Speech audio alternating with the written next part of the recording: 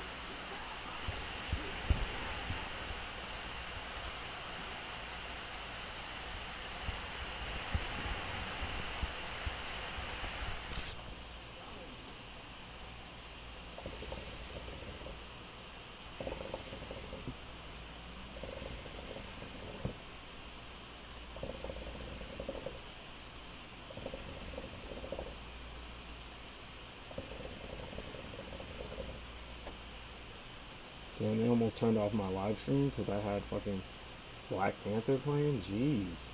God damn. Alright, I'm gonna play this lo-fi hip-hop. Hopefully they don't fucking flag me for that. You know what I mean? What's up, y'all?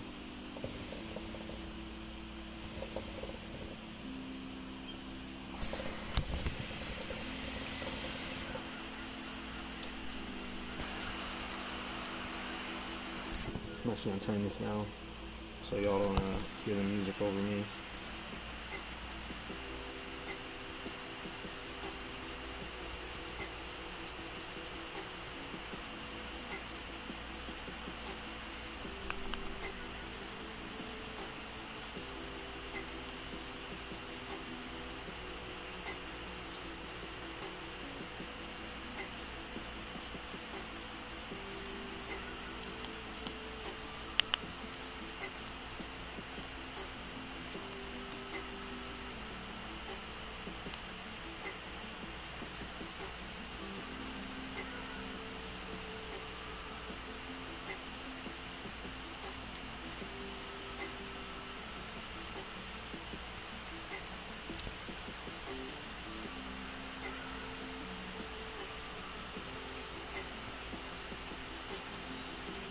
If you have a question and you want to say something to me, just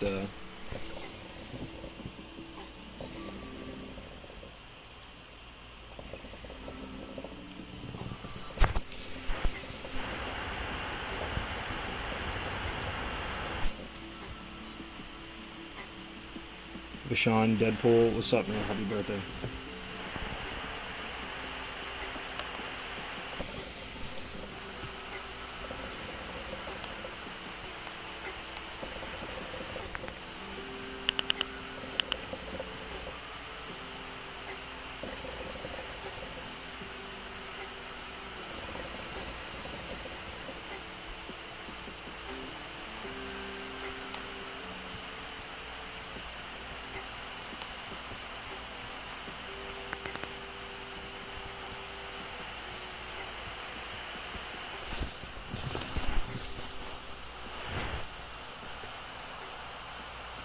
Years of forgotten. What's up, man?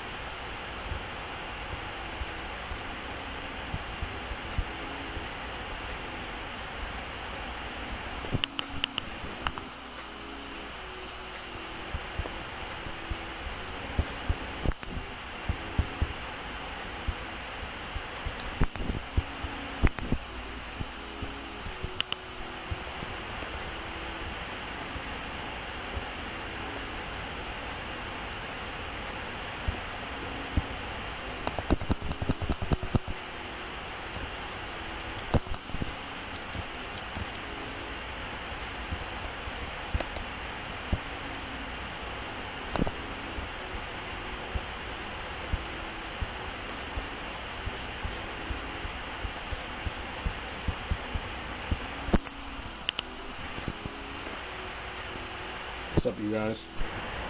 If you got a question, you probably got to write it a couple times. Gonna be looking down, drawing and shit. But if you want to see what I'm drawing, go to my YouTube channel and you can watch simultaneously what I'm drawing. Maybe chat to me. You're here.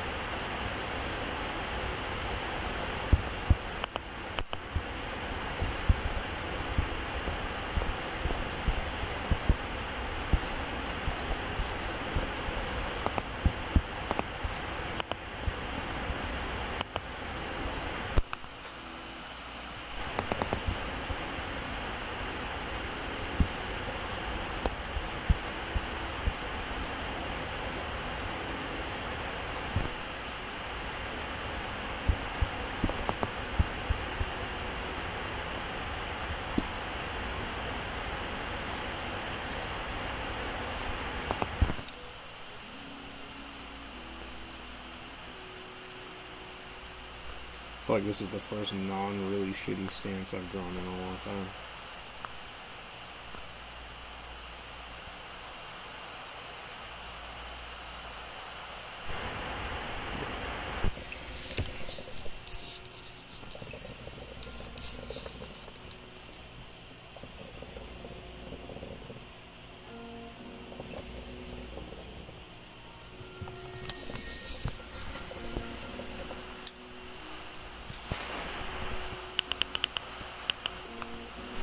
I've been watching some really dope videos on writing stories, man. And like understanding, you know, your main character, understanding your world building. You know, a lot of us who want to do mangas or animes or whatever, you know, we want to have like power-ups and stuff like that, you know, in our particular stories. And so, you know, I've just been, I can't remember this dude's name, I think it's called The Future Me, and he does these videos on just kind of like, you know, writing stories and stuff like that. And he did a video on what the fuck was it? Magic, and how to write magic and stuff like that in your stories. And I found this video, honestly, like, pretty fucking amazing, because it was like, you know, once you kind of really define your kind of magic system and stuff like that, like I find a lot of people, you know, write these abilities and shit like that, and like, you know, sometimes they're really successful, sometimes they're not, because like characters really OP, or they're solving problems with, you know, abilities and stuff, and they haven't really, you know, haven't really established a lot of the things that are important. And one of the things the dude said is, he was like, you know, it's from a book he read, and he said, in your magic system, one of the most important things is your weaknesses and your limitations. Because what, you know, when the viewer understands the limitations and the viewer understands your weaknesses,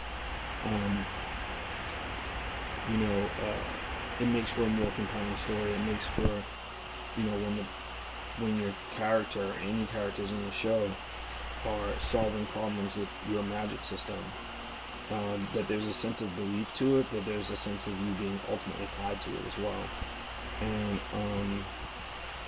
you know, I didn't really think of it that way. I didn't really think of, you know, really the naming convention of the magic system that I was kind of toying with. And so, I mean, I'll give you a little bit of a kind of an idea of what I was thinking of. So, you know, all the characters and the story I'm kind of writing right now, which is, I'm sure some of you have heard of, is Ekoo the Keeper. And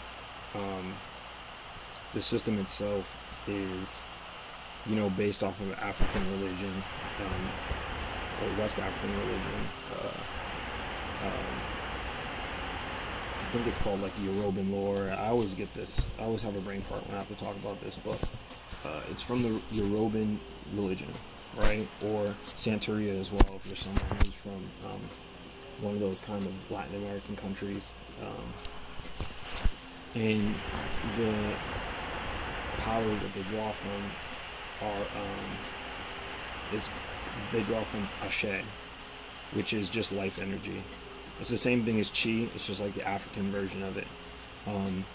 And a lot of the times it's used during their prayers to kind of say Amen and stuff like that, but that's basically what it is. It's Ashe. It's an energy brought together by everybody who's basically praying. And so I was like, okay, I want to use this as an ability, this kind of Chi ability, and so what can people do with this ability? And so what I thought of is I thought to myself, okay, it might be cool, because it's based out of the Yoruban religion, that, you know, the Yoruban gods and lore of that lore would play a part in the story. So the idea is that, you know, when a group of people forms into a particular gang or unit, there's so much Ashe, life energy in between them, and based on the offerings that they give, they can attain abilities from those particular deities. So what happens with Ekoo and his kind of crew, you know, he sets out on a bit of a path for vengeance, and his offering ends up being, you know, death. And so the deity that he ends up getting patronage from is Ekoo the Keeper. Though their names are similar, they're very different. The reasonings why they have the name. Obviously, everybody pays their debt at the end of their life, which is, you know, death and stuff like that, to Ekoo the Keeper, because he basically collects on that debt of your life. Ekoo the Keeper, he gets his name because, you know, his group is very tightly knit, like brothers, and so, you know, very often their mantra is like, you know, being your brother's keeper. And so Ekoo's revenge kind of stems from being his brother's keeper. And that's how he gets known as being Ekoo the Keeper. And so it's kind of a cross between him being a debt keeper himself, as well as him being his brother's keeper. And so, you know, using what this dude was talking about as far as, like, you know, magic systems and everything else like that, you know, the way he defines it, or the way he classifies it, is there's two magic systems, right? There's hard magic and soft magic, right? Avatar uses elements from religion. I didn't notice that until now. Yeah, they use, you know, certain martial arts forms and stuff like that. You get a lot of things that come from Buddhist lore that follows Aang, because, you know, Aang basically is a roaming nomad Buddhist. That's why he doesn't eat meat and so on and so forth. So that idea of soft magic and hard magic, like, was super helpful for me. I ended up watching like 5 or 6 of this dude's videos and shit while I was at work, and it was really, really amazing, really mind-opening. And yeah, so, you know, you have hard magic and soft magic. Soft magic is something that's not fully defined and explained. So the best way I can say that is kind of like fucking Game of Thrones or Lord of the Rings, where, like, you know, Gandalf can use magic, but you can't really explain it or explain where it comes from to a degree. I mean, if you read the books and you read the Silmarillion, and you understand things that come from the Silmarillion, which basically talks about the birth of Middle Earth and the Ainur, and, you know, the land to the west and shit like that, which is basically the land of, like, the elves and the gods and stuff like that, and you know where Gandalf comes from, and he's, you know, one of those Mayor or whatever the fuck it is, and that's where he gets his kind of his abilities. But he could do a lot of shit, he can't really, and they don't really explain it. That's considered soft magic, right? And something like Avatar, which we brought up earlier, or Full Metal Alchemist, or Naruto, that's considered more hard magic, right? And so by being able to define the magic system that I want to use, it allows me to narrow down my story and think about limitations. So, you know, the people being in groups, and the more members you have, the stronger your connection is, or the stronger the Ashe you have amongst your members, strengthens your ability, but it's also physical and mental strength. So just because you have a lot of Ashe doesn't mean you can just do anything. You know, you still have to be physically trained or fit, or, you know, to use these particular abilities. And by watching this video, that kind of helped me. And so, for example, like, let's use Avatar as an example of hard magic. You know, their limitations are their training, right? You know, they don't really talk about how much fire each individual can use, but the way they kind of show it is like you have novice firebenders, and then you have niggas that are experts, like fucking, you know, Fire Lord Sozin, or you know, I'm forgetting the main antagonist in the first few chapters, but Zuko.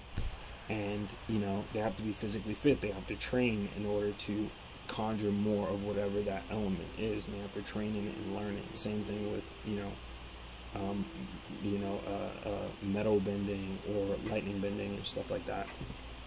And so by applying that to Ekoo the Keeper, it kind of really helped me, because then I was like, okay, well, what's the vehicle in which the person uses Ashe? How do they activate it, right? And so thinking about activation systems for your particular ability, which I was just like, man, that just makes so much sense. And then I just started thinking to myself, okay, like, you know, how do I limit Ekoo's power? How do I limit him as an individual, as a hero? I mean, he's kind of an anti-hero in the first place, because what he's doing is, you know, he's establishing a gang, essentially, that rules this kind of lawless area, you know, out of the 5 areas. And, you know, not everything he's going to do is going to be reputable, but his particular journey, you know, is to kind of liberate this city. And so you have this polarization in what he's ultimately doing and how that will affect his ability. And I thought that shit was really dope, man. The dude on YouTube, his name is the Future Me, and I would just look up hard and soft magic. It's like, honestly, if you're a writer, it's amazing source material. If you're an artist and a writer and trying to make comic books, it's a really great source material. It'll really help you tighten up your story. And it really allowed me to give some depth to Ekoo and, you know, the whole system that I was kind of thinking of and wanted to kind of use and do. So, you know, originally I was like, man, you know, just these kind of gang members would have access to this extreme level of Ashe. But if Ashe is life energy and everybody has it, then, you know, there are people who should be able to train in it, who are loners, and, you know, they don't need to have a group offering to a god to use those abilities. Though their abilities may be far weaker, maybe the ways that they use it are much more interesting. You know what I mean? So that was something that I was kind of like toying with. And I was like, man, that just adds so much more dimension, because then now people can use Ashe in their daily lives, and it becomes a part of the world building. And it makes it so much more important that these different syndicates or families that have these Omenhenes, it just makes that more important, or much more deeper. Another thing that, or another video that I watched by this dude was, you know, creating a good antagonist or villain. And there were just so many key points my man was bringing up, and I was just like, damn, I never really thought about it that way.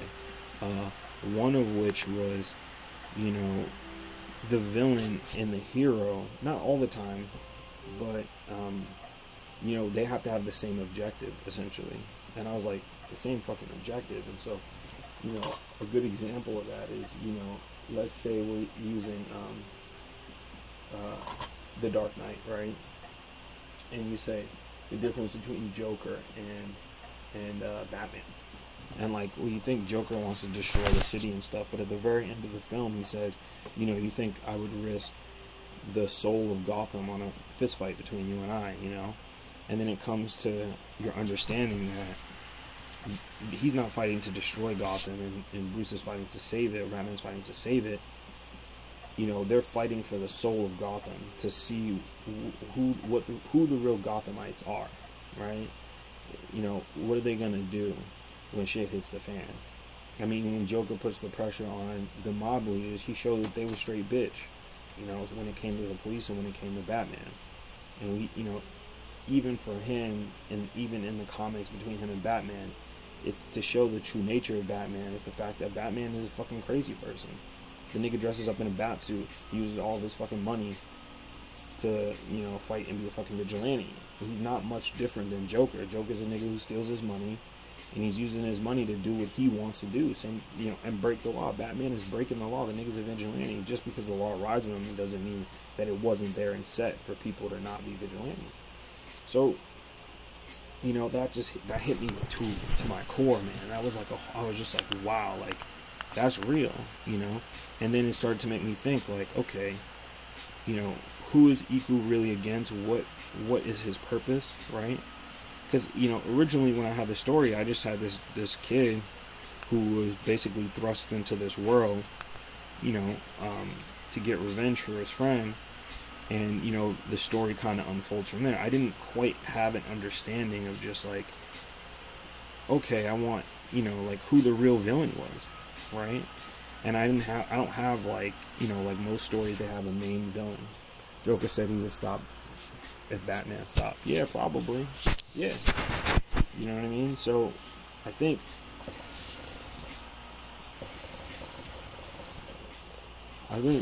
you know, it's one of those things where that was mind altering for me. That it was like, man, you know, the villain and the hero have they're after the same thing, right? They want the same thing, whether you know, and it's wild, like whether, you know, they want a crystal to destroy the world or to save it or to stop another person and get it. It's like that's what ultimately creates the conflict. Like the villain can't be going for something, and the hero going for something, you know, in opposite directions, because then they won't necessarily meet in that instance. And he uses an example of Full Metal Alchemist and Father, and how Father was, you know, connected to so many of the other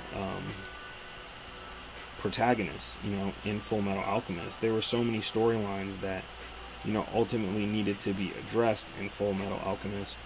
And Father was the center of that. And you have this big, you know, boss fight battle at the end that kind of represents that. But, you know, Edward and Alphonse, they were both after the Philosopher's Stone. And so, so you know, my original story about a kid getting vengeance and then taking down the syndicate, it was cool, or taking down this thing, you know, systematically. I thought, man, that was an interesting story. But what makes it much deeper is, you know, as the story grows and Ekoo, you know, grows as a character, you know, he's meant to grow out of the idea of revenge per se and the idea of saving. You know what I mean? He starts to realize that, you know, these particular families and systems aren't preserving anything in his country or in his city. You know, it's just, it's creating certain classes. It's making the poor people stay poor and go through the shit they're going through. And these syndicates that are building more ashe and building more people and giving them more power, you know, like that top wealth is going to them and it's not being spread around. So now, which is giving Ekoo a deeper meaning, is this, you know, is he doesn't just want revenge now. His revenge is correlated with liberating the city. And the five families, or those syndicates that come together, they want the city as well. They want order. You know, they want to have order, and these people controlling these areas gives order. But the people who are controlling are not reputable in that sense. So it creates discord, creates a lot of stuff, you know, issues and so on and so forth for the people who can't make it above the cut. And Ekoo being from the bottom. And I don't have to be explicit about them wanting the same thing, you know. The syndicate and the holies and the lawless area was going to be, you know, tamed originally, was because if they can create this full-on order and have control over this area, it gives them, you know, almost governmental control over everything. And if that happens, then, you know, the cycle may never be broken, or it may take a long time to break it, you know. And so, you know, there's going to be a lot of moral dilemmas as far as, like, you know, what Ekoo has to do to establish order in order to break order, you know what I mean? it's like, you know, chaos being a part of peace, or stillness, you know, and having one without the other. So there's, you know, I mean, just in listening to that video, I'm almost so great that I didn't do, like, I mean, I guess the first chapter, you know, I still would have had time to, you know, make the adjustments and, you know, do the things I would have needed. But I'm super grateful, man. This video presented itself and during the right time. Yeah. Well, I'm still researching and writing and trying to make things, you know, even deeper. I actually outlined chapter 1 and chapter 2 already. Started doing the outline for chapter 3, but I feel like I'm going on a particular pace that, you know, is necessary for people to be able to enjoy, and have a deeper feeling and meaning to it. And so, you know, my antagonists are all these different people, you know, as well as Ekoo's own internal group, as well as his own internal emotions and trying to be balanced, you know, after the loss that he receives, and which happens very early on, and, you know, is really the catalyst and the movement for this whole thing, you know. You know, what I'm just nailing down is really the hard magic. You know, what can Ekoo and his crew members do? I know what some of the other Omenhenes and their families are able to do, but I'm still figuring out how Ekoo's going to use that. And a large part of it is, you know, he'll use magic to solve very superficial conflicts. And what I mean by magic is like abilities or powers or whatever, to solve particular problems. But really what he's going to use to help solve his overall issues, you know, it's going to be his intellect. I almost feel like it has to be his intellect, because he's really based off of, you know, kind of Zulu war tactics and stuff. So, you know, yeah, I'm really excited to kind of, you know, do this story. I just want to have the skills to do it right, and, you know, a lot of things, and, you know, and I think while I'm writing and drawing and hopefully growing and really establishing a style that I actually, you know, like and want to see, I hope to be able to bring that, you know, to you guys in a whole different way than you've seen before, you know, and add that same level of impact that, you know, you get from Avatar, Full Metal Alchemist, and so on and so forth.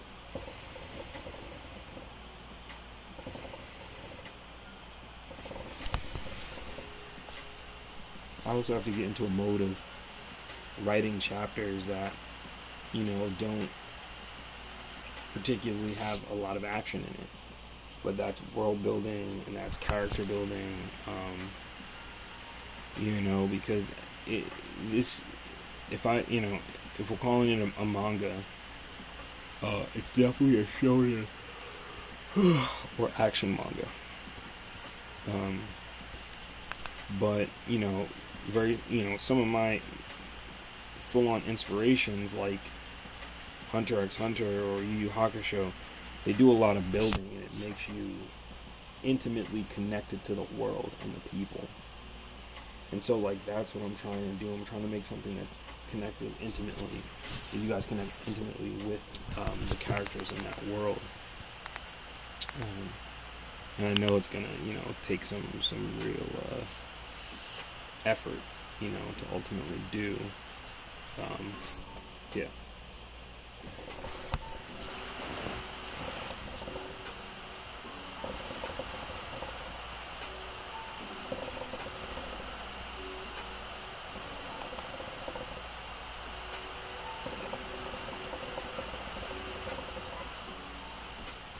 Like I said before, if you guys want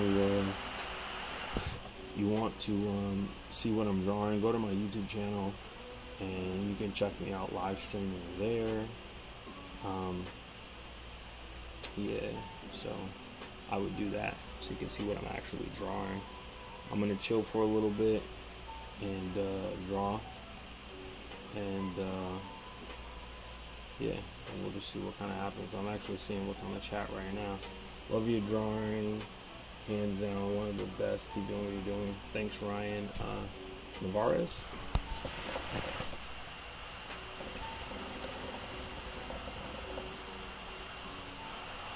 Johnny 500, Hunter x Hunter, big manga.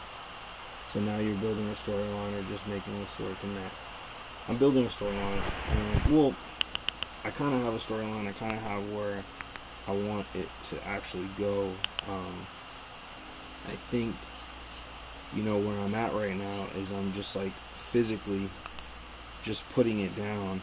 And as I'm, you know, putting down the storylines and as I'm, you know, doing a lot of study and stuff like that, you know, more things are developing. You know, in my mind, I have an ending for Ekoo already. And, you know, I'm just determining, you know, what that ending is exactly, right? And is that going to be a true ending? You know what I mean? Jay, you're laughing and crying about something. That's cool, man.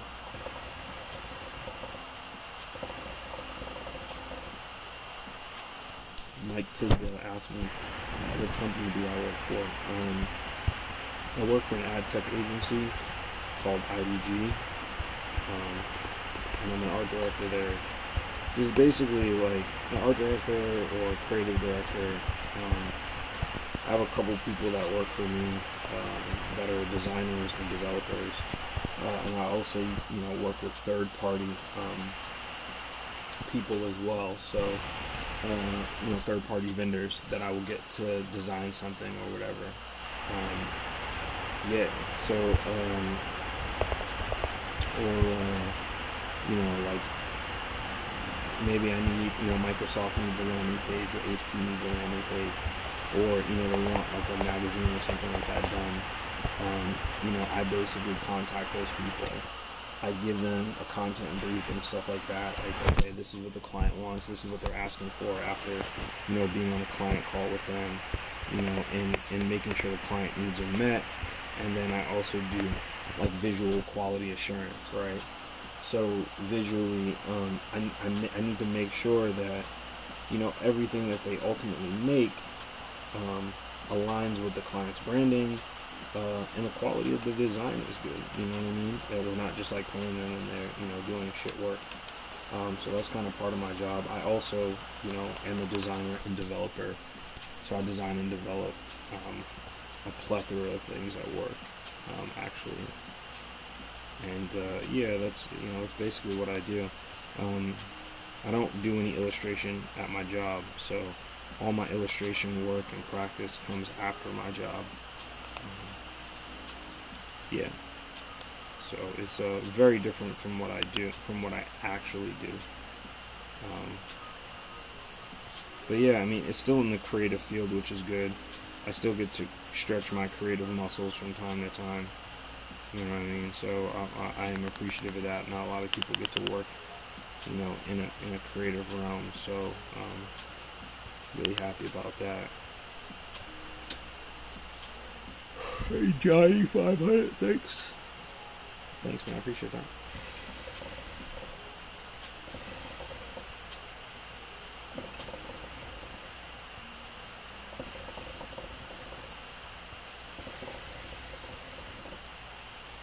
If you're watching my live stream right now, you're seeing my Pinterest, and that's where I get a lot of my references and stuff like that for things that I want to do. Pinterest is just an amazing resource, man. You know, like, I can't explain enough, like, how Pinterest has changed the game for me. Even when, like, I can't, like, draw, and I'm out and about, or I'm at, like, some family thing, and I can't work, you know, the way I want to, I Pinterest my ideas. I'll be on my phone using Pinterest, and I'll just make sure I'm getting ideas, clothing, references, all that shit, you know what I mean?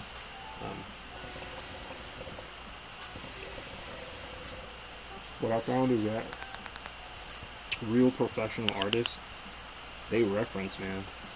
And you get a lot of these young cats out here, and they want to, not young cats, but people who are very early on in their art careers, and they're like, man, I don't want to copy. And it's not about copying. It's really about learning. It's really about developing a visual lexicon, right? A visual dictionary of different types of clothing and styles and research and everything else like that, you know? And so for me, the clothing thing, you know, owning a clothing company for so many years, and then doing that gave me a lot of reference. So, you know, I know certain things with clothing and certain things that I can't do, you know what I'm saying? With kind of clothes and stuff like that, and also the particular styles and stuff that I actually want. So I still do even though I know that stuff, I still do clothing research on it. So if you're watching my YouTube, you'll see right now that I have my Pinterest pulled up, and I'm looking at a clothing reference, and you know, I've started getting into these blankets that a particular African tribe uses. And they're these like beautiful blankets that, you know, their people create and they use to, you know, walk around their lands and stuff like that. And I want to utilize those color palettes and that kind of style and stuff like that to enhance, you know, the Ekoo kind of experience.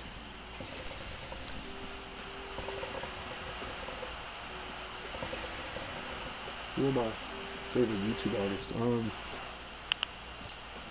You have Cypher Yesin is up there as like one of my top. He's one of the dudes that got me into drawing every day. Jetty Jet, you know, Jetty Jet, that dude, Ahmed or whatever his name is. His icon's like a bird or whatever.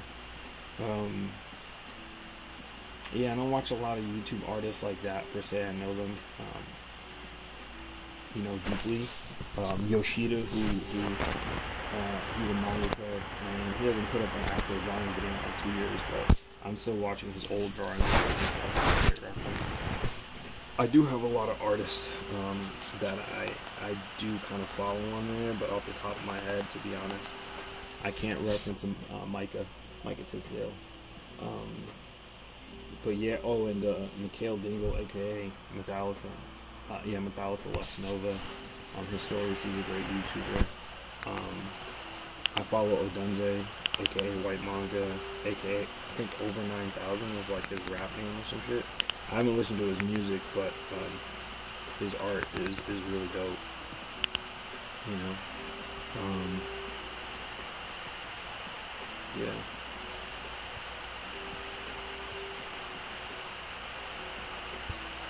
So now I've kind of got a reference of this dude, and you know, using this kind of blanket thing as like a kilt skirt situation, and I think that's pretty dope. This would be like what a wrap is, and then now, oops, I'm gonna actually finish this off right here. And I'm gonna add that back in white. Cut out the rest of the body that I don't need.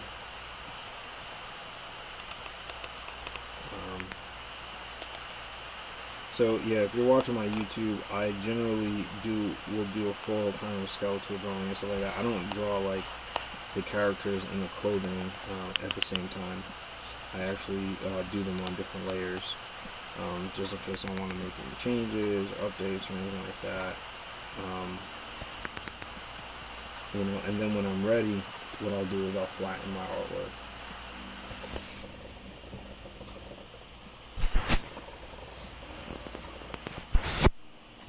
Micah, Jet is dope. Yeah. He's got me back in the drawing 5 years ago. Yeah. Cypher was that person. For a long time, I stopped drawing, especially when I was working on my clothing company. I was doing a lot more graphic kind of stuff. And it didn't require me to do a lot of like real sketching, you know what I mean? There's a couple drawings I did that were like straight from the dome, that were sketches that were like pop culture shit. And but I wasn't really focusing on it like that. And then when I stopped working on my clothing company, and I ended up basically liquidating it with my good friend and business partner. You know, I needed something else to do. You know, like I'm a creative man. Like, I have to do creative stuff. So I was figuring out, what am I gonna do now? You know, that's gonna like feed my creative soul. And I like drawing, and I said, you know what I'm gonna do? I'm gonna draw every day.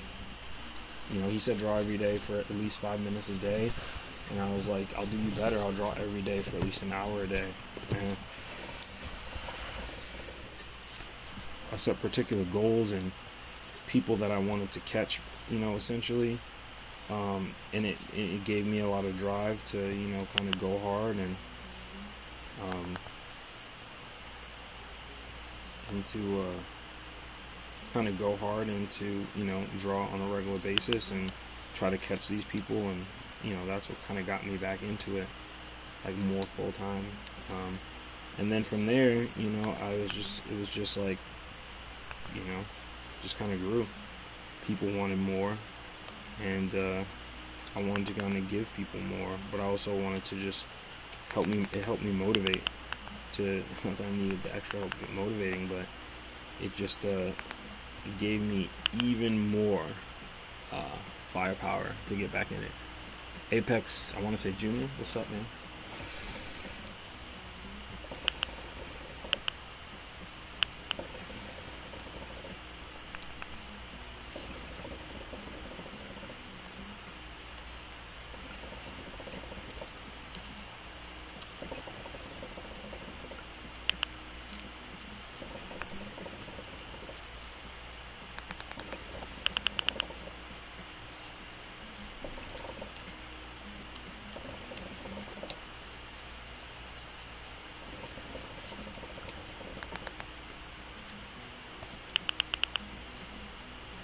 What I'm listening to right now is the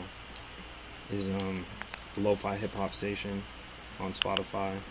It's like one of my favorite stations to kind of draw to and get focused on, you know what I mean?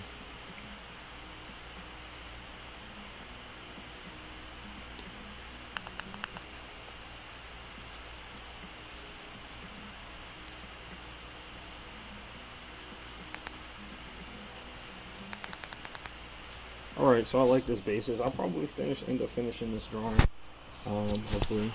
Yeah, you got it right. And nothing, just chilling at 6 a.m. Damn, it's 6 a.m. where you at, bro? Thank you for being on this chat at 6 a.m. in the motherfucking morning. It's 1 a.m. where I am. And I gotta get up in a couple of hours to get ready for work. Probably get anywhere between 4 or 5 hours of sleep each day. But I'm motivated, you know, fighting for more, watching season noir and shit, making moves, Nicholas Draper Ivy and Metallica making moves, and it's just keeping me motivated, man, focused on you know, being a part of that lane that's carved out for black artists right now, and hoping that there's a space for me to be there. You know what I mean? Also just, you know, earning my space to be there. Like this. I am fucking with this heavy. And what I'm going to do is I'm going to throw a pattern in this little area that I'm drawing right now.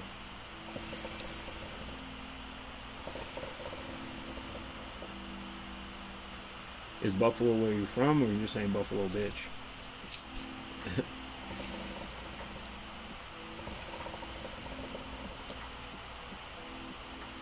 Wake up at 1 to 2 a.m., huh? Going in, bro. There's a space for everyone, just need your way in it. I'm gonna be real with you, man, there isn't. There isn't space for everybody. There's not a lane for everybody.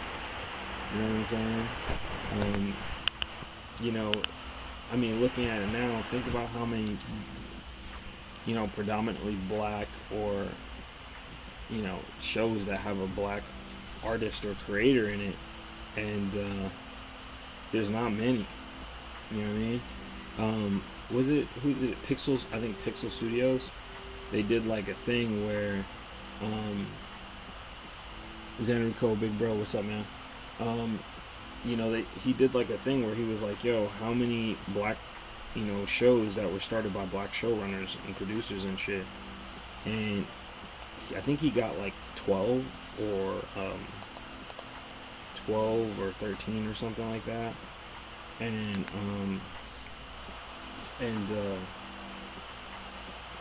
I actually want to throw this in here because I want something that feels a little bit more African. And he was like, yo, you know, and so he showed all these videos, all these shows, and then you know, I'm looking at the shows, I'm like, dude, some of these shows haven't been on for like 10 plus years. You know what I'm saying? What shows were the 12? Well, there's the basic ones like Boondocks and shit. I think in Black Dynamite. But then he brought up, you know, like 2 shows that Bill Cosby did. A couple of older shows back in the day. But when you think about shows like Fillmore or, you know, shit like that, those have white showrunners. Those are white people who made those shows. You know what I'm saying? And you look at the writer rooms, you look at the artists that are there, they're not black. You know what I'm saying? I think Steven Universe, there is a black co-creator to that. So there's Rebecca Sugar, obviously that everybody knows, but I think there's a black dude who's a showrunner in that as well, and on that as well. And I don't even know the dude's name. Unfortunately, I should. Yeah, but you know, there's not many. And Season New York is trying to carve their own way. Black Sands is trying to carve their own way in particular path. You know, but there isn't a big lane for us. There's not a lot of space for us to do, you know, something for, you know, within the culture. And so, like I said, I want to earn my space. I want to earn my space, man, and I want to, you know, bring some of that, you know, to people. And it's going to be a hard road, man, because there's a lot of artists, black artists, who are out there who are far better than me at everything. And you know, it's really just it's really me just having to, you know, go at it, and hopefully, you know, and hopefully making an impact. But yeah, I mean, it's kind of sad to say, you know, but sorry, there is not a lot of space for everybody. So, you know, but it breeds good competition, man. It breeds good, you know, good stories. People got to work harder to make these stories and stuff until it's more commonplace, you know. And to be honest, I want to have a show. I want to do a show where a majority of the characters themselves are people of color.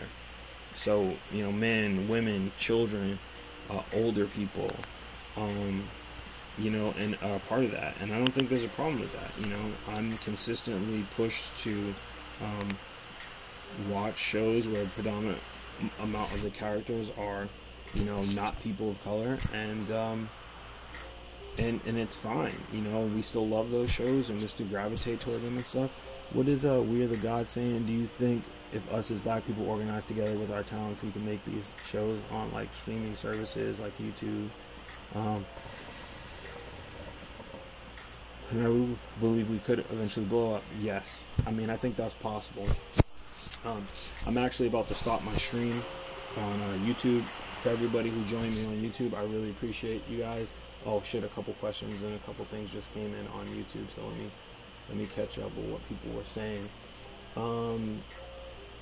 YouTube, okay, so the question is this an idea that people don't end up paying for the product? It's not just that, man. A lot of it is like, you know, if you go into that studio, and I hear stories of people going in, you know, with, you know, predominantly black characters or stories, and showrunners basically, you know, I don't know if that's what people want. I mean, let me give you a prime example.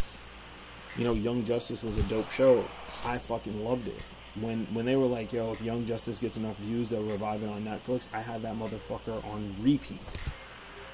You know, but the reason why they canceled Young Justice and, you know, Thundercats is because a majority of the viewership, not a majority, but you had a large viewership of women that were watching the shows now.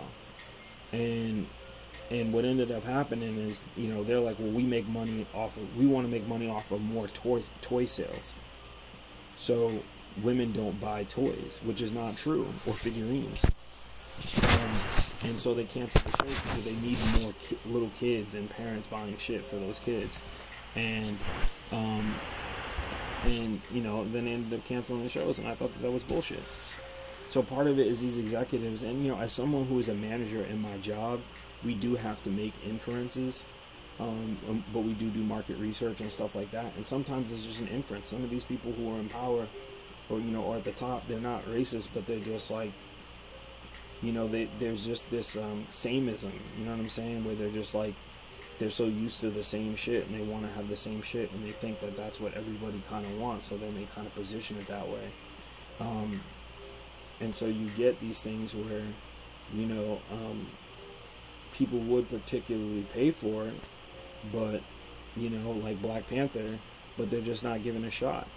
So can we do something like this on our own smaller YouTube pages and everything else like that? It's really hard to do in animation, man. You need a lot of people on board, and people have to eat. You know, at the end of the day, like, this drawing shit takes a lot. If it takes me 2.5 hours to do a full-fledged drawing, you know, with coloring and everything else like that, not including a background, you know, there's 24 frames per second. Let's say 18 to 24 frames per second, depending if you're animating on 1, 2s, and 3s. You know, that's just for a second. You know, we're looking at 20 or 30 hours of drawing. You know what I'm saying? I feel like a lot of people on the top dogs have no place in our culture. And yeah, I mean, there's animation does take time. Yeah, that's what we mean by representation.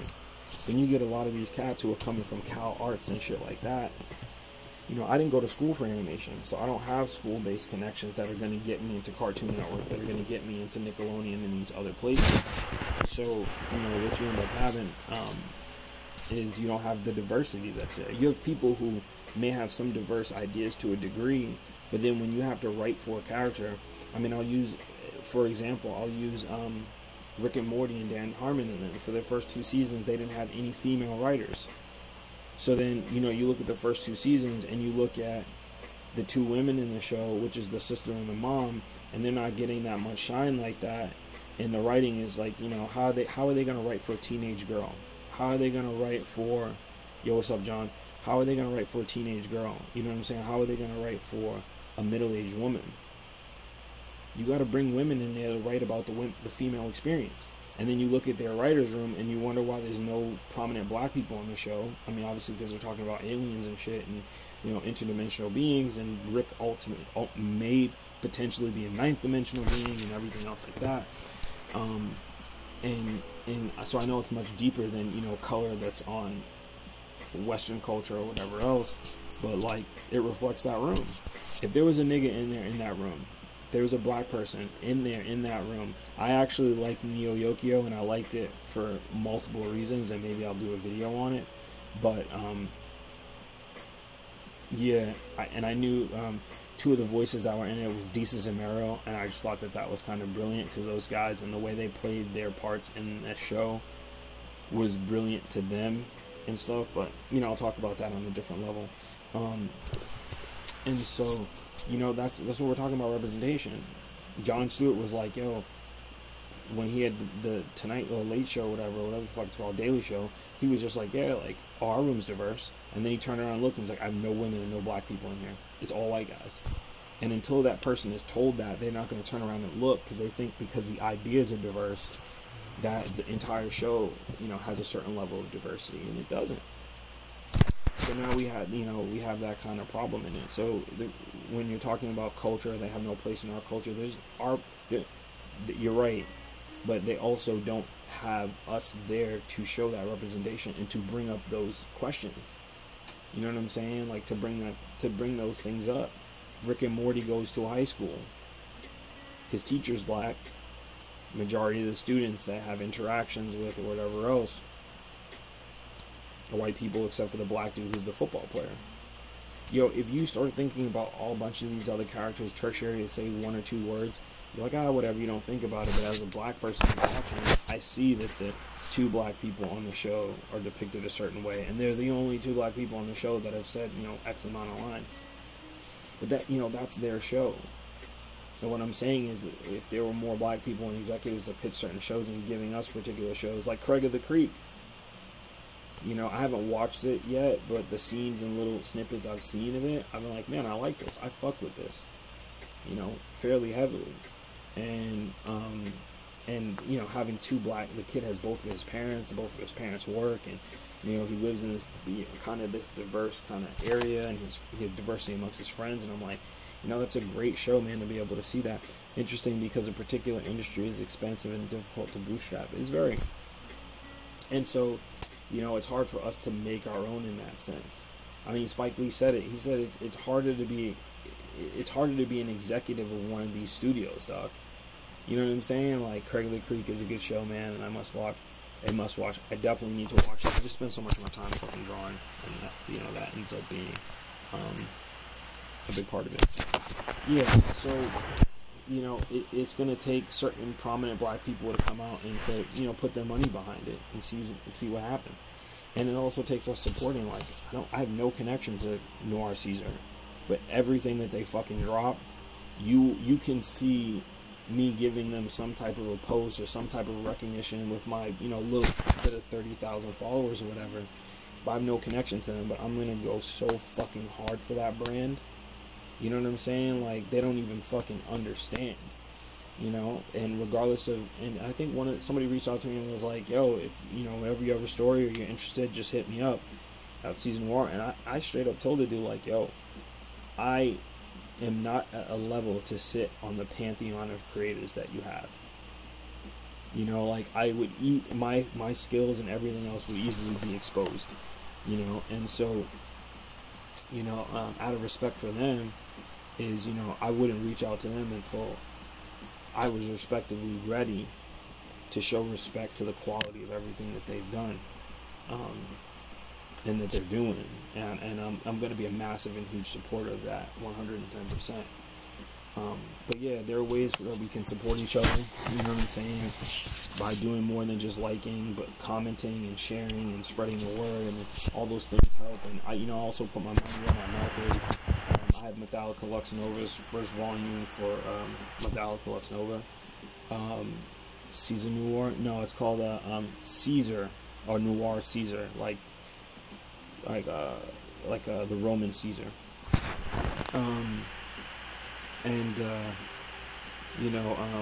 I read Xenogenesis and stuff like that. I have the $1 subscription, I think, to them, and I need to up my subscription to get the rest of the new stories that they have on there. But yeah, I pay money to black businesses. That's very, very, very important to me.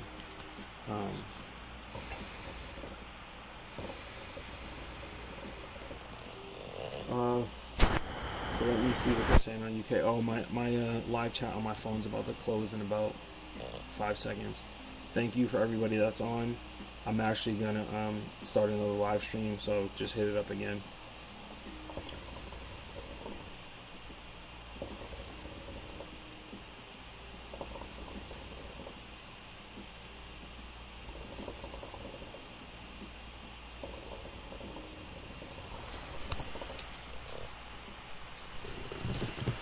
Instagram can't hold me down. I'm back. And yeah, so I guess right now, while people are kind of jumping on, I'm going to answer some questions and shit, or see what people are talking about up here on my YouTube. I gotta actually fix my YouTube screen real quick, so that's kind of full screen. Okay, after reading YouTube, after reading Think and Grow Rich, I want to have my own studio. I mean, that would be really dope. It's going to take Micah, Tenzel's going to take some time. It's going to take some work. Velar Cavallo, good night, man.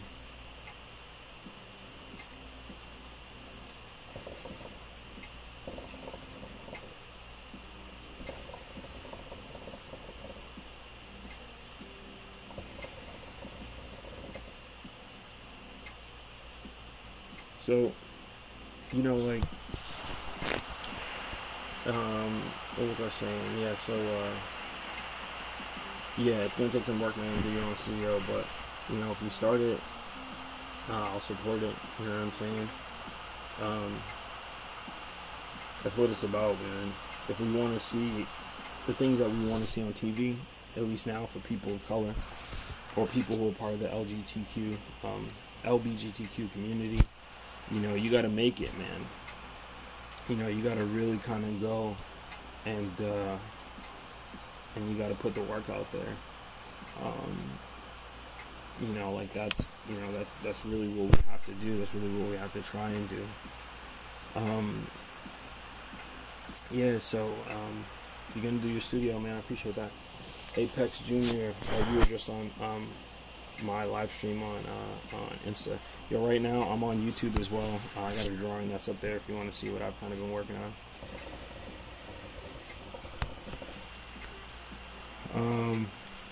And I'll actually start working on it again. I was gonna stop it, but say fuck it. So, Apex Junior, you mentioned connections thing. Maybe it's because of persistence and industry, but it's hard to make connections and find people. Not really, man. You just gotta say what's up to people, man. You know, you really just gotta say, hey, you know, whatever. Sometimes people will work with you. Sometimes they won't. You know what I mean? I, you know, for me particularly, running my own business, what I did before, I know how much work goes into it. So, you know, for me, you know, it's hard for me to trust somebody else's work ethic. You know, you got to be able to work hard and shit. And to me, that's, you know, people who want to work with me or whatever, I'm like, I gotta know that you're gonna work as hard, you know, be about it. Apex Junior, I'm black and I live in the UK, so my experience differs, of course. You know more about the art side because you're in it. Yeah, and you know, I mean, I know black people in the UK, and my family, my dad and my uncle, they were born in England. My family's from Montserrat. When the volcano went off, a bunch of people went to Montserrat. Hey, yo, Mark, what's up, man?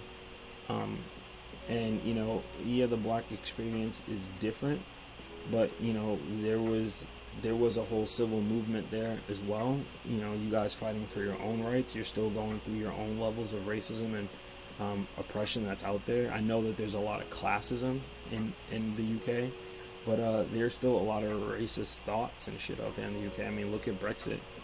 I look at the idea of, you know, the United Kingdom conquering almost half the fucking planet and then telling people, hey, you can't come here, you know. I don't even want to get into that shit, man, because I'll go off on a fucking tangent. But yeah, I mean, you look around, man, you see those experiences, you know, they're there. D. Wiley, what were your thoughts on Neo Yokio? I liked it. I thought it was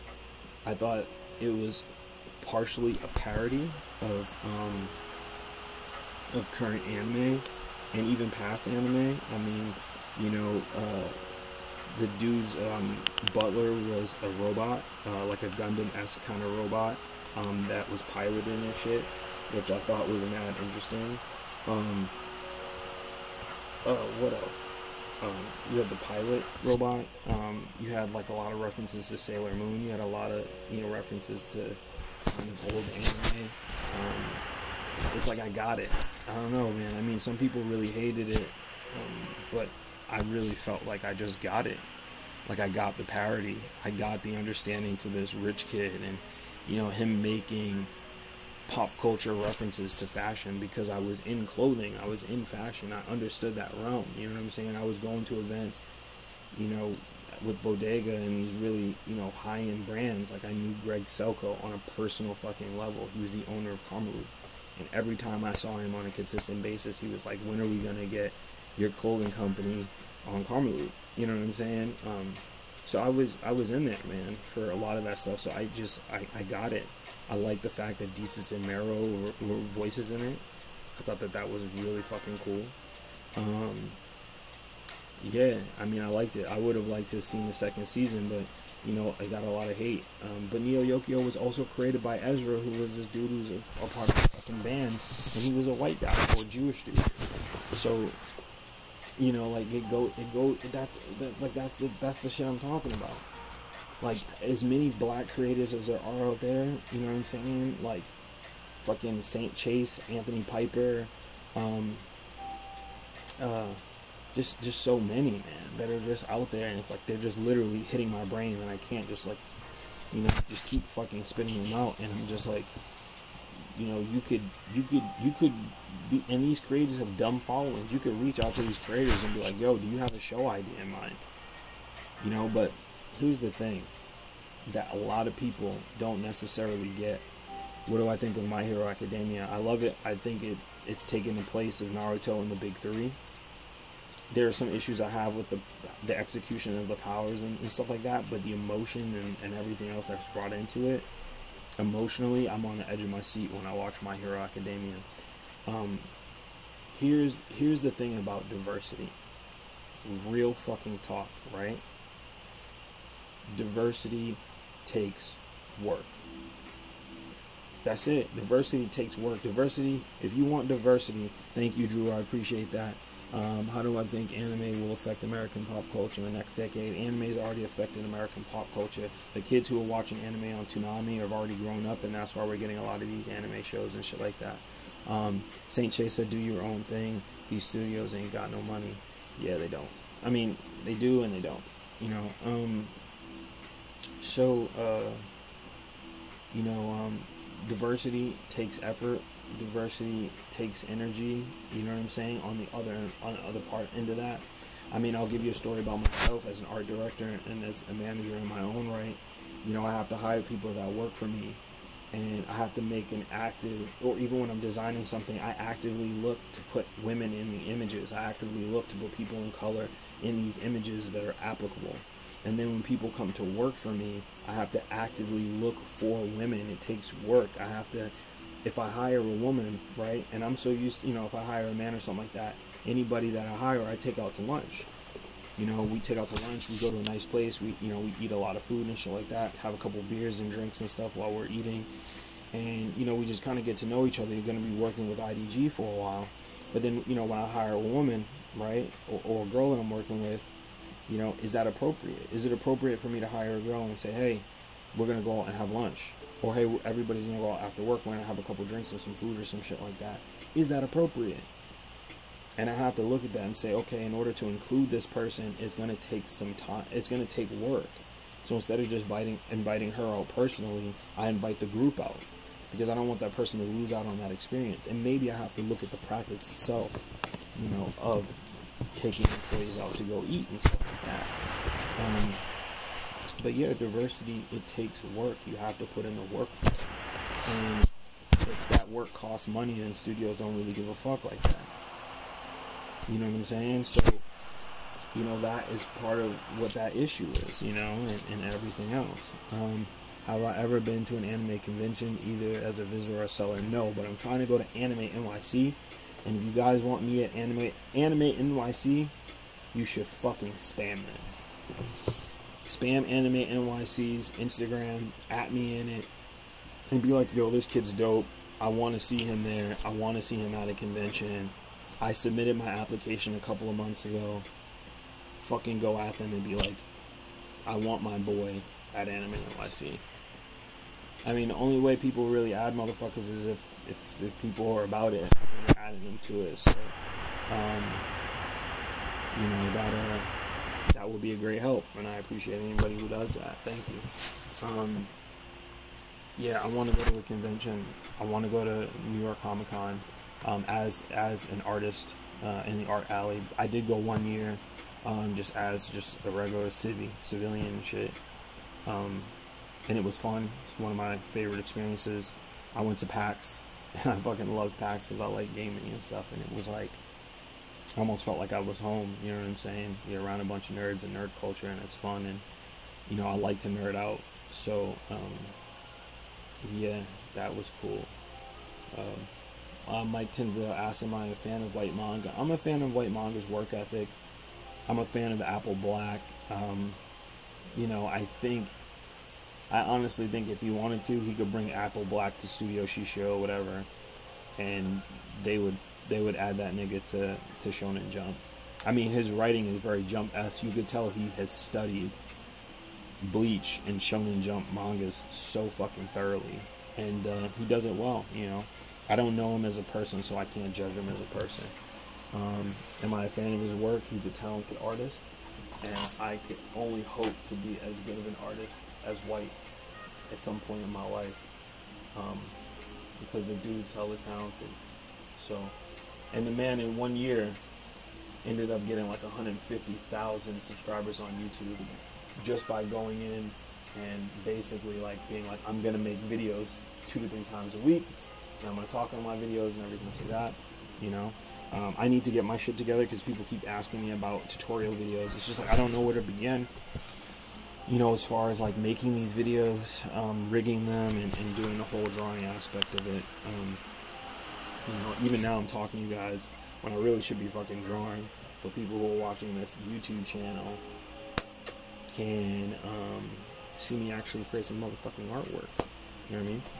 I just left Anime Expo this past weekend, and I would have loved to have seen your artwork there sometime. Yeah, man. Yeah, that would be dope. Odd Queen. Queen Rasu. Maybe at some point, I think that Anime Expo was in California. Maybe I'll apply for that one next year too. We'll see. Like I said, spam Anime NYC, spam Anime Expo. Let them know. You know what I'm saying? There's an artist that wants to be there. Who does a lot of art. It just does a lot of art. People like that shit. Yeah, so can you tell he studies Bleach because Apple Black looks like it? I think his style has evolved into becoming more of his own, but it definitely started off as a Bleach-esque style. He uses a lot of those pens and stuff like that and inking techniques, but I've looked at his work in Bleach side by side, and they are similar, but he has his own takes on some of those things, you know what I'm saying? So much respect for man's work and him doing what he does. Yeah.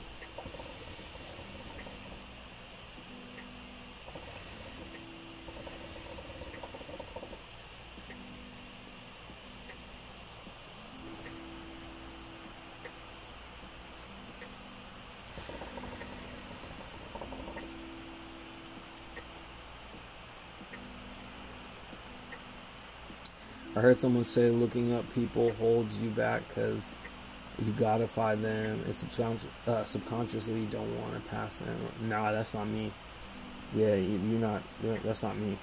I used to run track in high school, and here's how I see it. I don't really look behind me like that. When you're in track, they teach you to keep your eyes in front and just run. Even if a motherfucker is right next to you, you're running as hard as you possibly can forward and looking forward. And inevitably on a track, if someone starts in a lane that's ahead of you, let's say track 1 or whatever, like track 6 or some shit like that, or 4, and you're in track 1, you inevitably see them. And it gives you the mental push to be like, I need to pass them. But you also need to be conscious about your own pace, especially if you're running like a 400 or some shit like that, or an 800. But yeah, I see people in front of me, and I do, to a degree, deify them, but my goal is to pass them. It's to meet gods. I mean, when I write my stories and stuff, I write a lot of things about deity and lore and stuff, and a lot of that stuff is about, men meeting gods at their level, with humanity in itself, and to some degree, humanity's consciousness and the complexity of it, to some degree, is in fact godlike, yeah. And so no, man, I see them, and every step I make is to get closer to them, and that's why I work as hard as I do. Apex Jr., it might be more his style now, but then influence there is not taking nothing away from what he's made. Yeah, for sure. We Are the God. Nah, bro. I don't even know about this. I hate being in the outside lanes. Yeah, outside lanes trash. Because but being in an outside lane when you're running, right? It requires a different mindset, right? Because you start off ahead, and it's dangerous because you don't see the people who are catching up to you.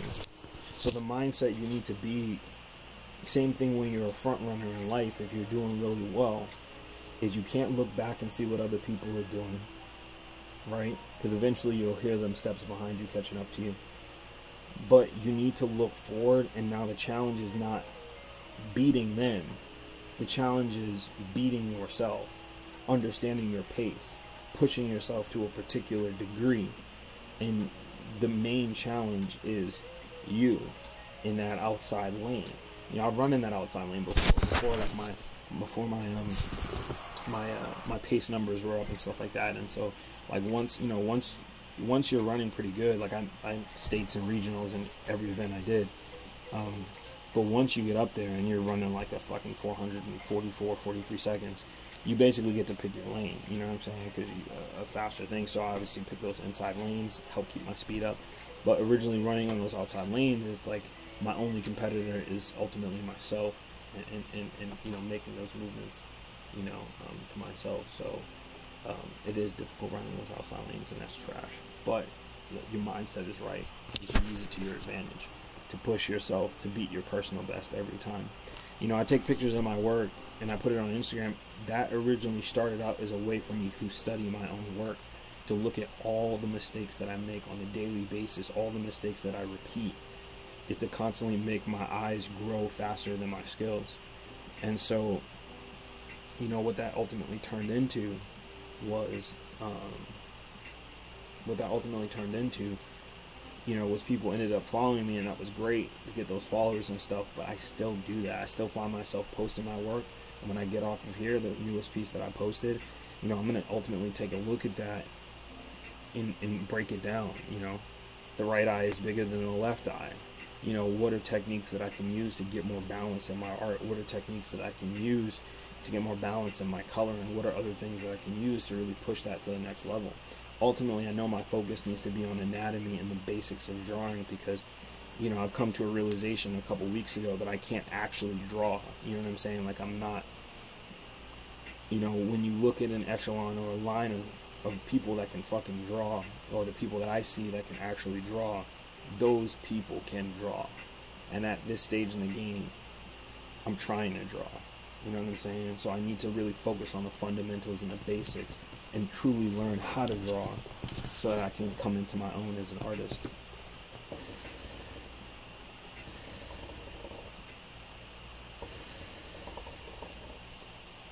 Fundamentals are key.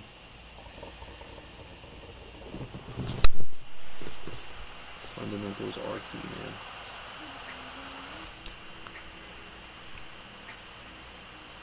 I gotta say it again, I appreciate everybody who's on this chat, everybody who's been leaving comments, everybody who's gone to my YouTube, everybody who, you know, fucks with me and supports me. Thank you guys so much.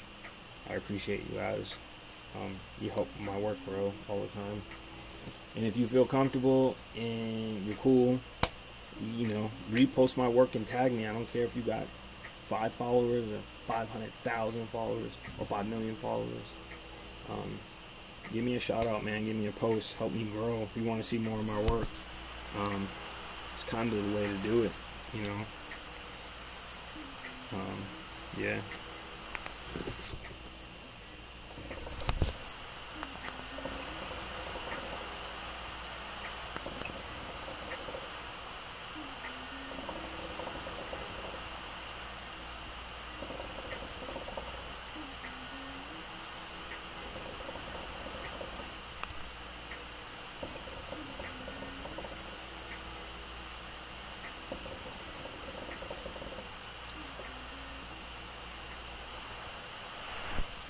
How do I feel about drawing characters with significant scars?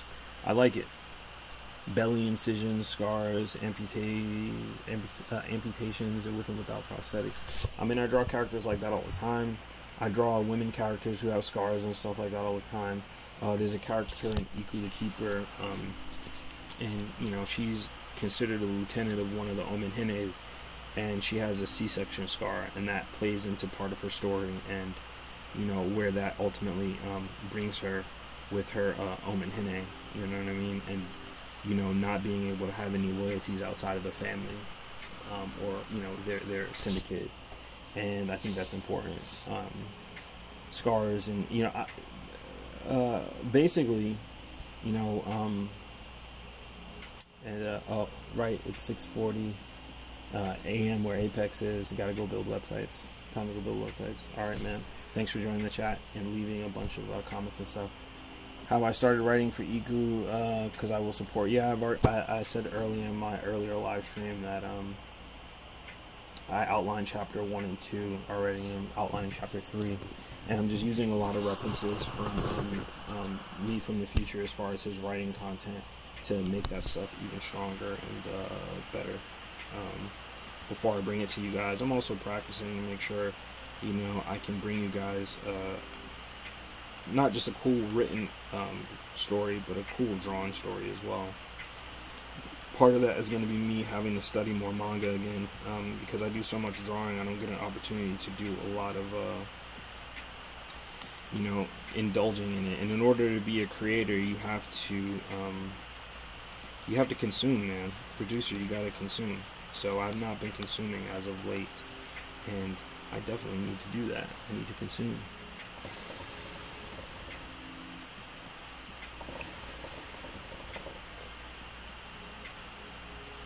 TX Mike, thank you.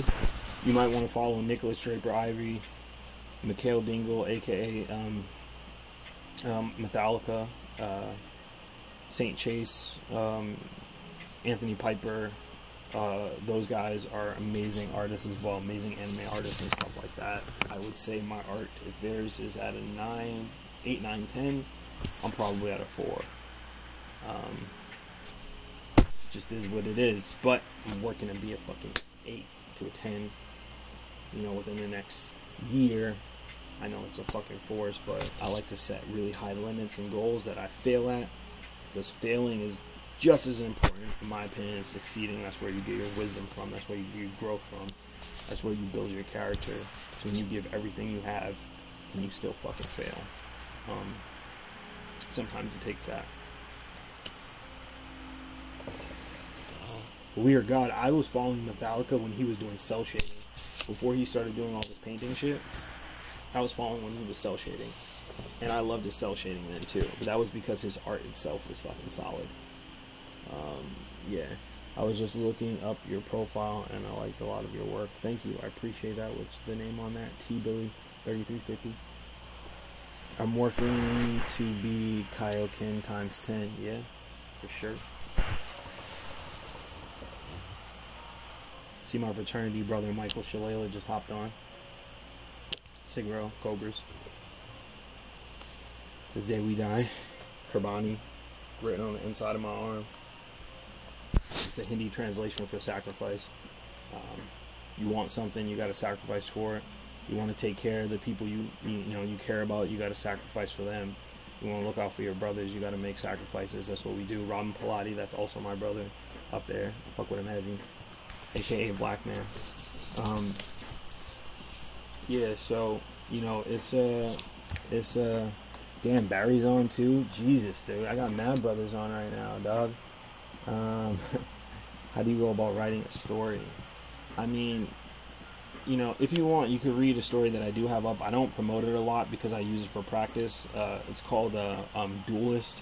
I haven't updated it in a couple months, and I need to go back into updating it and work on my storytelling techniques. But I mean, I kind of like it. The artwork is shit, but I think the storytelling is alright. But the way I did those is I basically outlined those chapters. In the first couple of chapters, I actually just drew them and wrote them simultaneously. And then I had a big, I knew where the story was going. And then I decided to put everything together and really do the outlining for each of the chapters to get it closer to where it needed to go, where I wanted it to be. And that's where I started. That's kind of how I start writing my chapters, you know. I mean, some people write full scripts, and some people just use notes, and then they start drawing from their notes.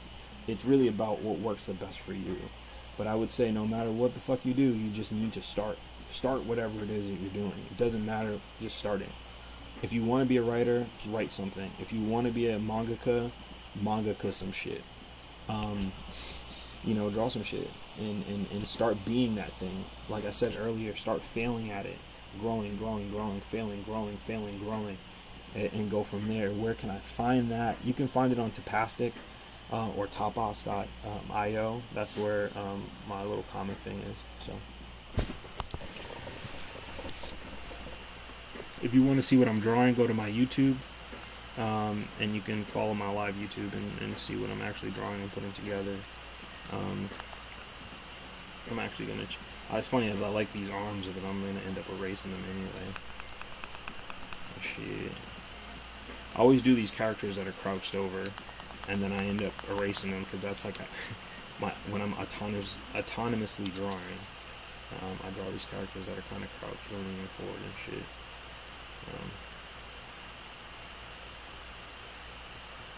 Some changes and some updates here.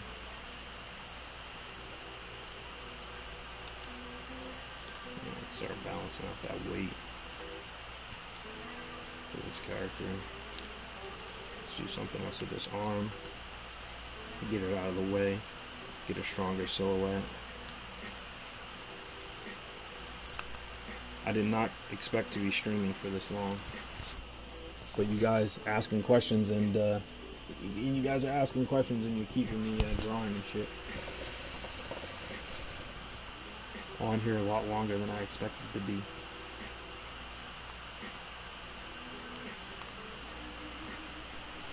Like right now I'm drawing this, I'm like, I can't do anything with this. Maybe I can. So if you ever watch any of my like speed drawing videos and shit, thank you Beyonda 5.0. If you ever watch any of my videos and stuff like that, I do, like, I build my drawings almost like paintings. Like, I just constantly build on top of them until I find something that I like. Would love to see you come out with your own manga. Go to tapas.io. I have a little practice manga I have called Duelist, and I haven't updated it in a while, but let me know what you think about it. Leave a comment on it. Tapas.io. That's where you can read it.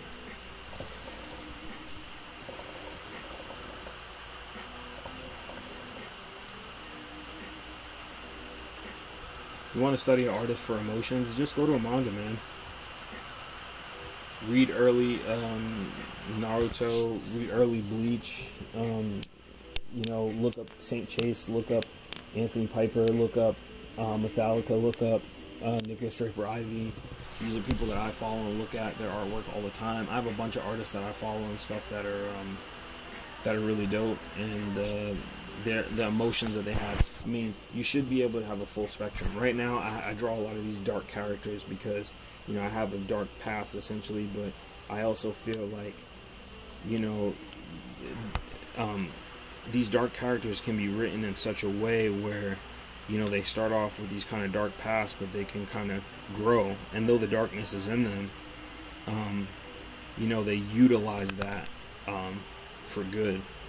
And Killua is one of those characters, you know, that I do, that I love a lot, or Hiei, that I love a lot, and I would love to just see a show where someone could write a main character that was like Hiei, or like Killua, who's like, you know, very multi-dimensional in my opinion.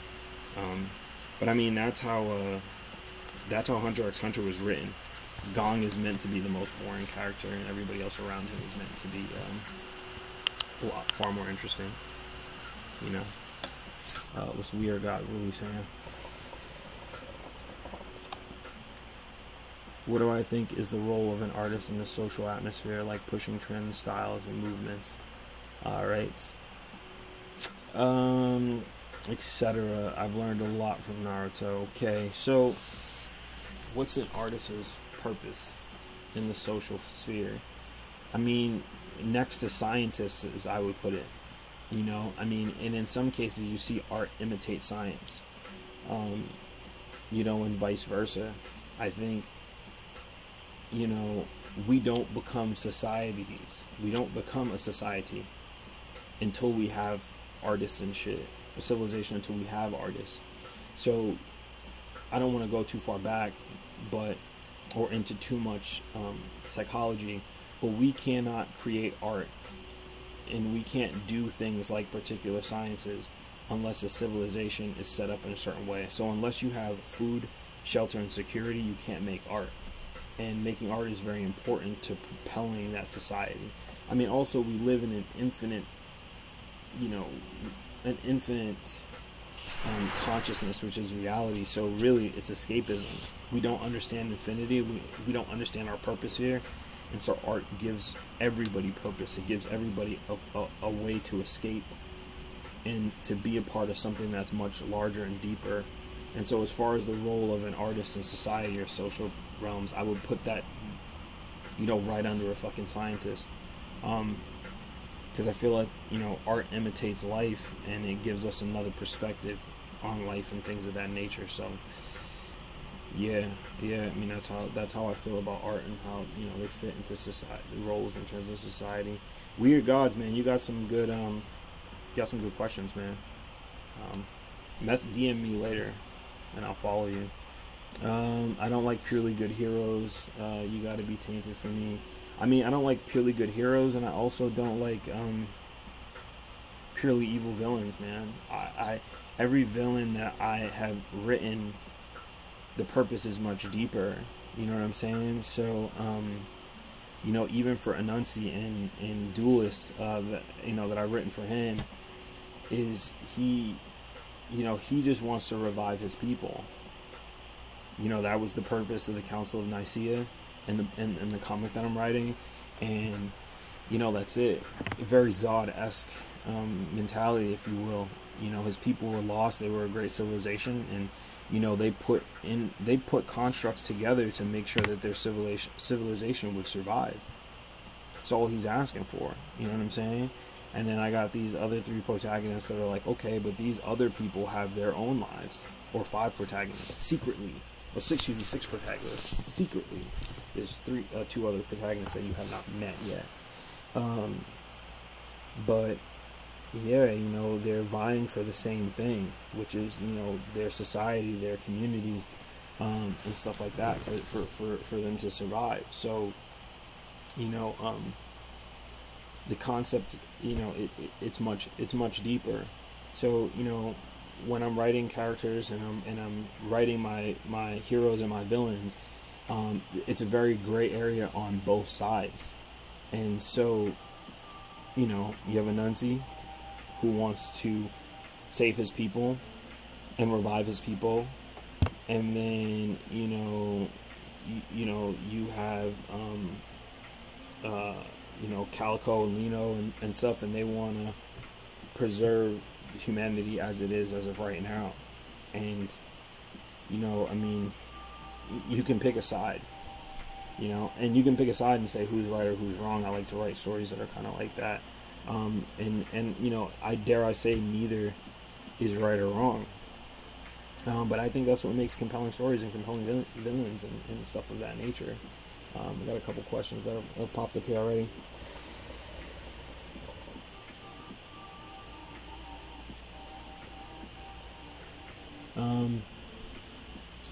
I recommend you listen to, I don't know what that is, Still Drums. He's a pretty dope artist on lo-fi. He probably came up on here while I was listening to it. Good night, dude. I love your work. You're doing your thing. Thank you. I appreciate that. Saint Davinex, Idealism 2. Yep. Sasuke is a good character. Sasuke is a good character for you. I like him. I mean, I think he's cool. His little broodingness, at some point he kind of pushes it overboard. He's kind of like being a little baby back bitch. But at the very end, I know people had a problem with him basically being like, I'm gonna be the rally point for all the villages. But like, people had a problem with that. For me, I didn't think he was necessarily wrong.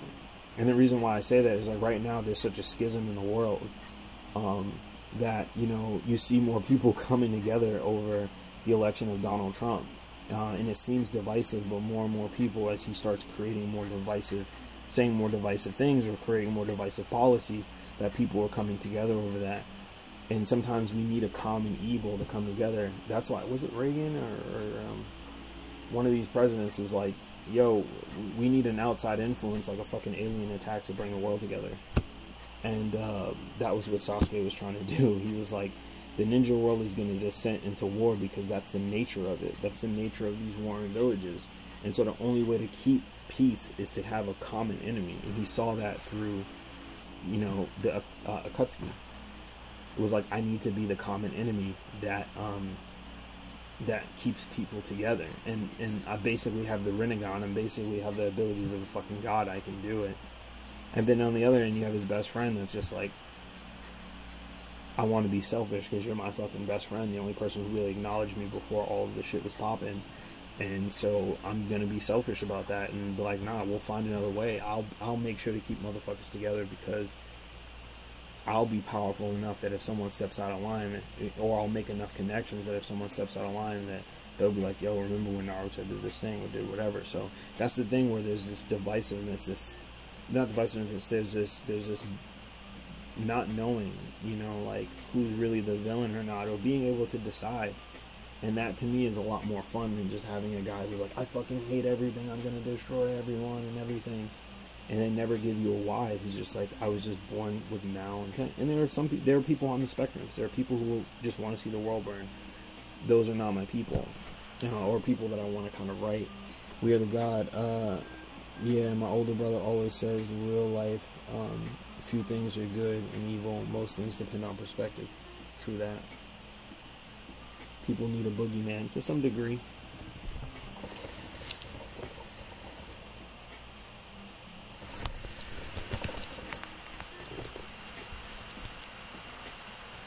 Now I'm just throwing up sketches. Just throwing up some,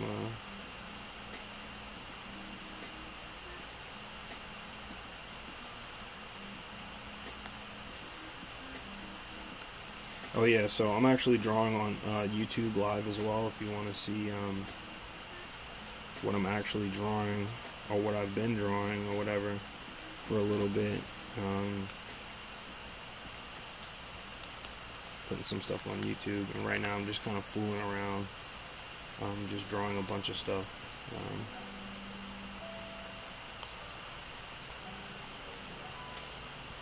It's late here, it's almost 2 a.m., so I'm going to end up calling it pretty soon. I also need to check the analytics on my most recent post to make sure, let me see how it's doing.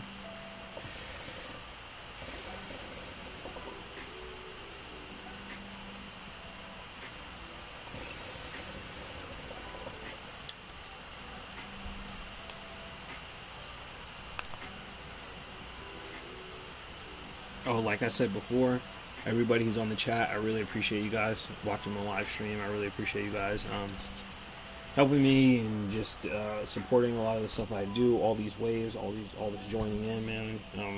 You guys are fucking awesome. I really appreciate that.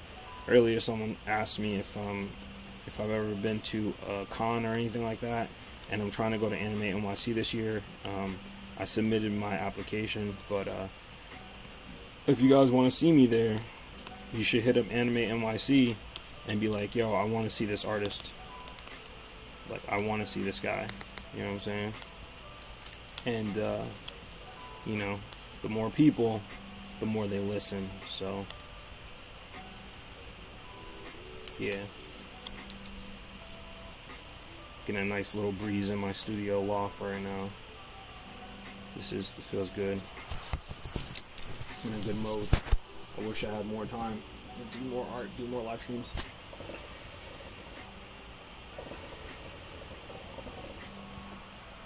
Tilly B, thank you, man, for joining and leaving comments. Good night, bro. Wish you would have streamed earlier so I could have watched the whole thing. Maybe I'll try to stream earlier. I end up doing so much stuff during the day that it's kind of hard for me to stream earlier or to make videos earlier, but I'll try. Yeah. Good night, man.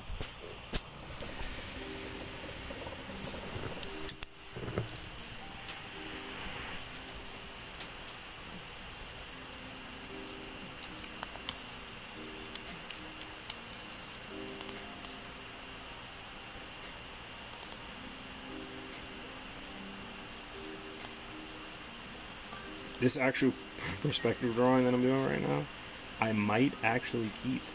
I might actually like work on this and do some stuff with it. That's why I like drawing autonomously, man. Just like throwing shit up. Because I'll build on this.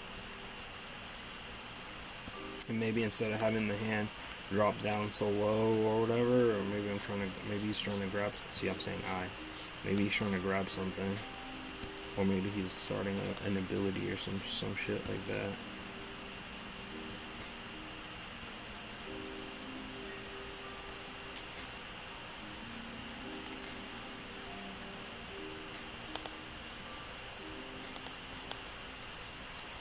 Hero Kid, what are you saying, brother? Am I familiar with Dan Luvis?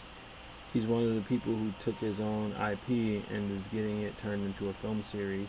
He kind of gives the formula and how people in the industry can try to get over on you. This is how I see it. Once I get my foot in the door, it's a wrap. So even if I get my foot in the door, I dip my fucking toe in. You know, I'll make the sacrifices to dip my toe in. You want to take Ekoo, the IP Ekoo, and you're like, I want to own 50% of it, fuck 80% of it, and give you 20%. If it does as well as Naruto or anything else like that, 20% is good for me because I'll start another thing. You know, the idea is the person, right? You know, if you've ever seen, if you've ever read Mario by fucking Kishimoto or whatever, you know, that shit's good. If you ever read One Shot Bench by Kishimoto, that shit's good. You know, like, the nigga has the formula. That's his basically style of doing stuff. So, you know, it doesn't stop. It doesn't end for me with Ekoo. It doesn't, you know, I have mad stories that I've put together that I feel like are pretty good, that I would call my magnum opuses. And, you know, once you do something that's that good or that does really well, you have an opportunity to do more things that's really well. UK who? Oh, you know who the Almaty Films is? He's also NY. Yeah, I know the dude. His videos are cool, you know. Yeah, maybe one day I'll make my own lane. But, you know, I want to be good at my craft. And when you're good at whatever it is that you do, you're allowed to dictate the shits that you want to do. You know, so if I get really good at my art and I get really good at storytelling and I get 100,000 followers, 200,000 followers, like, I can go to a studio and be like, yo, my viewership first night on smaller shit is going to be crazy. How much do I charge for a mixtape cover? It's based on complexity. So DM me your idea and I'll tell you how much time it'll take me to do it, and that will factor in the cost for it. I would say my base price for drawing a character is like $150. So if you want a character and a background and stuff like that, it's gonna cost. So, all right, guys. So if you haven't already, check out my YouTube. I did my little live stream up there. I'm gonna stop my live stream now. And like I said, I appreciate you guys joining. I appreciate you guys supporting me and everything else. And you know, it's been a really great experience just being able to chat with you guys and everything. So yeah, leave comments. You know, talk to me whenever. And like I said, again, I appreciate the support. Thank you guys. And oh, hello from Hong Kong. Hey, Drew. It's one of my boys, one of my fraternity brothers, Seguro, Kerbani, Sacrifice. Thank you guys so much again for joining, and I appreciate the support. Peace.